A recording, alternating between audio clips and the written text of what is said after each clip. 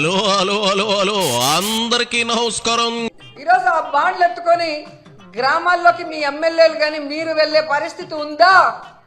పరకలతో కొడతారు, చెప్పులతో కొడతారు. ఆ భయం మీకు ఉంది కాబట్టే ప్రజల్లోకి వెళ్ళలేక, వాటి మీద ఏమీ చెప్పుకోలేక, ఈ విధంగా డైవర్షన్ డర్టీ పాలిటిక్స్తో ఎలా ఎవరి మీద తప్పుడు కేసులు పెట్టి దాని మీద మీ పచ్చ ఛానళ్లలో రౌండ్ టేబుల్ డిస్కషన్లు పెట్టి మీ పచ్చ నాయకులతో విశ్లేషకులుగా ఏ విధంగా విషయాన్ని చిమ్ముతున్నారో ఈ రాష్ట్ర ప్రజలకి ఏడాది కాలంలోనే అర్థమైపోయింది.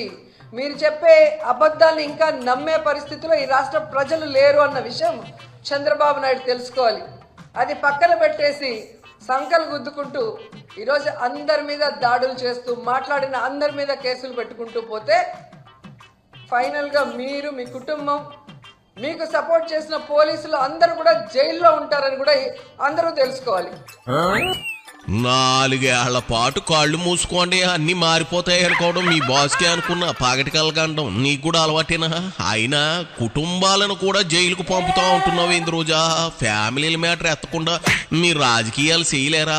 ఆబే మొన్నటి ఎన్నికల్లో జనం చాచి లేంపకాయ కొట్టిన సిగ్గు రాకపోతే అట నీ మేకప్ రాలకపోకముందే ఇక బయలుదేరు.